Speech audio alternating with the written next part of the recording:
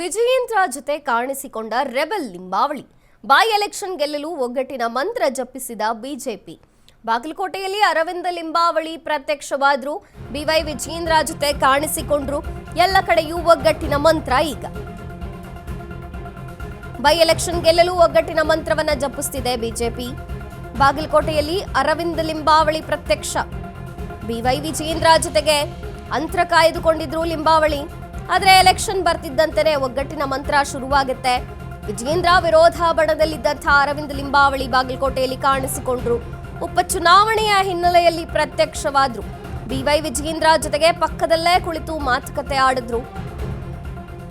BJP ಅಭ್ಯರ್ಥಿ Veeranna Charantimath nomination, Pralhad Joshi ಸಲಹೆ, ಲಿಂಬಾವಳಿ ಬಂದ್ರು, ಬಾಗಲಕೋಟೆಗೆ ಆಗಮಿಸಿದ್ರು. ಬಾಗಲಕೋಟೆ ಮತ್ತು ದಾವಣಗೆರೆ ದಕ್ಷಿಣ ಕ್ಷೇತ್ರ ಗೆಲ್ಲೋಕೆ ಬಿಜೆಪಿ ಕೂಡ ರಣತಂತ್ರ ಮಾಡುತ್ತಿದೆ. ಮುನಿಸು, ಅಸಮಾಧಾನ, ಭಿನ್ನಾಭಿಪ್ರಾಯ, ಪ್ರತಿಷ್ಠೆ ಎಲ್ಲಾ ಬಿಟ್ಟು ಬೈ ಎಲೆಕ್ಷನ್ ಗೆಲ್ಲೋದು ಹೇಗೆ ಅನ್ನುವಂತ ರೀತಿಯಲ್ಲಿ ತಂತ್ರಗಾರಿಕೆಯನ್ನ ರೂಪಿಸುತ್ತಿದೆ. ರೆಬಲ್ ನಾಯಕರು ಅಖಾಡಕ್ಕಿಳಿದಿದ್ದಾರೆ. ನಾಯಕ ಸಿದ್ದೇಶ್ವರ್, ಬಿಪಿ ಹರೀಶ್, ಲಿಂಬಾವಳಿ ಸೇರಿದಂತೆ ಹಲವಾರು ನಾಯಕರುಗಳಿಗೂ ಬಾಗಲಕೋಟೆಗೆ ಬರ್ತಾ ಇದ್ದಾರೆ. ಶಕ್ತಿ ಪ್ರದರ್ಶನ ಮಾಡ್ತಾ ಇದ್ದಾರೆ. ಒಗ್ಗಟ್ಟಿನ ಮಂತ್ರ ಜಪಿಸುತ್ತಿದೆ ಬಿಜೆಪಿ. ಬೈ ಎಲೆಕ್ಷನ್ ಗೆಲ್ಲೋದೇ ಪ್ರಮುಖ ಗುರಿ. ಅರವಿಂದ ಲಿಂಬಾವಳಿ ಪ್ರತ್ಯಕ್ಷವಾದ್ರು. ಬಿವೈ ವಿಜಯೇಂದ್ರ ಜೊತೆಗೆ ಅಂತರವನ್ನ ಕಾಯ್ದುಕೊಂಡಿದ್ರು ಮತ್ತು ವಿಜಯೇಂದ್ರ ವಿರೋಧಿ ಬಣದಲ್ಲಿ ಗುರುತಿಸಿಕೊಂಡಿದ್ದಂತಹ ಲಿಂಬಾವಳಿ. ಆದ್ರೆ ಬೈ ಎಲೆಕ್ಷನ್ ಬರ್ತಾ ಇದ್ದಂತೆನೆ ಉಪಚುನಾವಣೆ ಈಗ ಪ್ರತಿಷ್ಠೆಯ ಮಾತಾಗಿ ಪರಿಣಮಿಸಿದೆ. ಹಾಗಾಗಿ ಪಕ್ಕದಲ್ಲೇ ಕುಳಿತು ಮಾತನಾಡಿದ್ರು, ಒಗ್ಗಟ್ಟನ್ನ ಪ್ರದರ್ಶಿಸಿದ್ರು. ವೀರಣ್ಣ ಚರಂತಿಮಠ ನಾಮಿನೇಷನ್ ಬಿಜೆಪಿ ಅಭ್ಯರ್ಥಿ ಹಿನ್ನೆಲೆಯಲ್ಲಿ ಪ್ರಹ್ಲಾದ್ ಜೋಶಿಯ ಸಲಹೆ ಮೇರೆಗೆ ಲಿಂಬಾವಳಿ ಬಾಗಲಕೋಟೆಗೆ ಬಂದರು.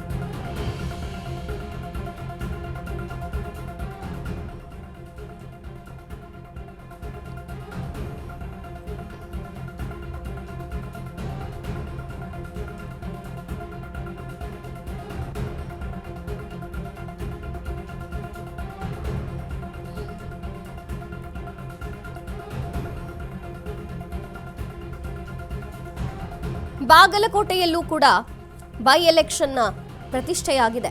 ಇನ್ನು ಬಿಜೆಪಿಗೆ ಶತಾಯಗತಾಯ ಈ ಎರಡೂ ಎಲೆಕ್ಷನ್ಗಳನ್ನು ಗೆಲ್ಲುವಂತಹ ಅನಿವಾರ್ಯತೆ ಇದೆ. ಹಾಗಾಗಿ ಬಿಜೆಪಿಯ ಪ್ರಬಲ ನಾಯಕರು, ವರಿಷ್ಠರುಗಳು ಎಲ್ಲರೂ ಕೂಡ ಬಾಗಲಕೋಟೆಯಲ್ಲಿ ಬಂದು ಒಗ್ಗಟ್ಟನ್ನ ಪ್ರದರ್ಶಿಸುತ್ತಿದ್ದಾರೆ.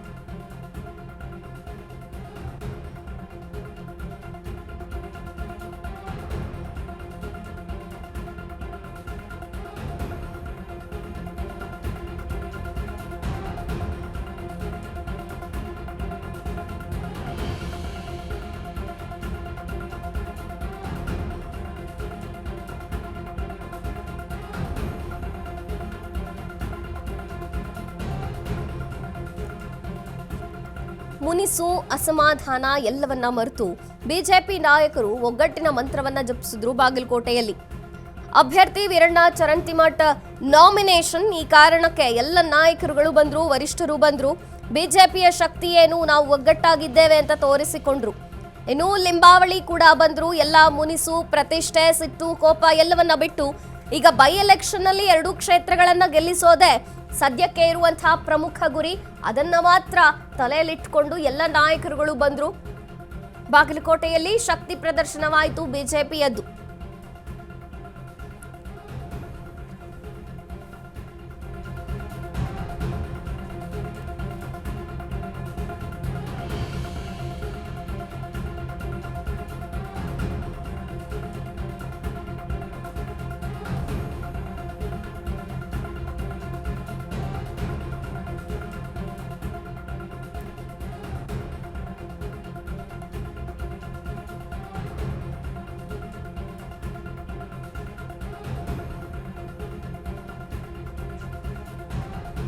ಈ ಬಗ್ಗೆ ಹೆಚ್ಚಿನ ಮಾಹಿತಿಯನ್ನು ಕೊಡ್ತಾರೆ ಪ್ರತಿನಿಧಿ ವಿವೇಕ್.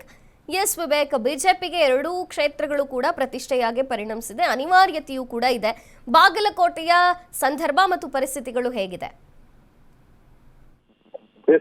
ಈಗಾಗಲೇ ಬಾಗಲಕೋಟೆ ಆಗಿರ್ಬೋದು, ದಾವಣಗೆರೆ ದಕ್ಷಿಣ ಆಗ್ಬೋದು, ಕ್ಷೇತ್ರಗಳನ್ನ ಗೆಲ್ಲಲೇಬೇಕು ಎಂಬುವಂತ ಪಣ ತೊಡುವಂತ ಬಿಜೆಪಿ ನಾಯಕರು ಎಲ್ಲರೂ ಕೂಡ ಒಂದಾದಂತೆ ಕೂಡ ಕಂಡು ಬರ್ತಾ ಇದೆ. ಯಾಕಂದ್ರೆ ಈಗ ದಾವಣಗೆರೆ ದಕ್ಷಿಣದಲ್ಲಿ ಇವತ್ತು ಅಬ್ಬರದ ಪ್ರಚಾರ ಮಾಡು ಜೊತೆಗೆ ಒಂದು ಶೋಭಾಯಾತ್ರೆ ಮಾಡುವ ಮೂಲಕ ಜೊತೆಗೆ ಯಡಿಯೂರಪ್ಪನವರು, ಮಾಜಿ ಮುಖ್ಯಮಂತ್ರಿಗಳು ಮತ್ತು ಒಂದಿಷ್ಟು ಹಿರಿಯ ನಾಯಕರು, ರೇಣುಕಾಚಾರ್ಯ ಆಗಿರ್ಬೋದು, GM ಸಿದ್ದೇಶ್ವರ್ ಆಗಿರ್ಬೋದು, ಇವರೆಲ್ಲರೂ ಕೂಡ ಒಂದಾಗಿ ಹೋಗಿ ನಾಮಿನೇಷನ್ ಫೈಲ್ ಮಾಡಿದ್ದಾರೆ ಇವತ್ತು. ಜೊತೆಗೆ ಇದೇ ಕೂಡ ಅಷ್ಟೇ, ಅಲ್ಲೂ ಕೂಡ ಸೀನಿಯರ್ ಲೀಡರ್ಸ್ ಆದಂತವರು, ಕೇಂದ್ರ ಸಚಿವರಾದಂತವ್ರು ಪ್ರಹ್ಲಾದ್ ಜೋಶಿ ಆಗಿರ್ಬೋದು, ಬಿಜೆಪಿ ರಾಜ್ಯಾಧ್ಯಕ್ಷ BY ವಿಜಯೇಂದ್ರ, ಜೊತೆಗೆ ಒಂದಿಷ್ಟು ಹಲವಾರು ಸೀನಿಯರ್ ಲೀಡರ್ಸ್ ಜೊತೆಗೆ ಅಲ್ಲಿ ಗುರುತಿಸ್ಕೊಂಡಿರೋದು ಯಾಕಂದ್ರೆ ಕೂಡ ಇದ್ದಂತವರು ಅರವಿಂದ್ ಲಿಂಬಾವಳಿ ಅವರು ಕೂಡ ಅಲ್ಲಿ ವಿಜೇಂದ್ರ ಅವ್ರ ಪಕ್ಕದಲ್ಲೇ ಇಟ್ಕೊಂಡಿದ್ದಾರೆ. ಜೊತೆಗೆ ಅಲ್ಲಿ ಒಂದು ಹೇಳಿಕೆ ನೀಡುವಂತ ಸಂದರ್ಭದಲ್ಲೂ ಕೂಡ ಅಲ್ಲೇ ಜೊತೆಗೆ ಇದ್ದಾರೆ.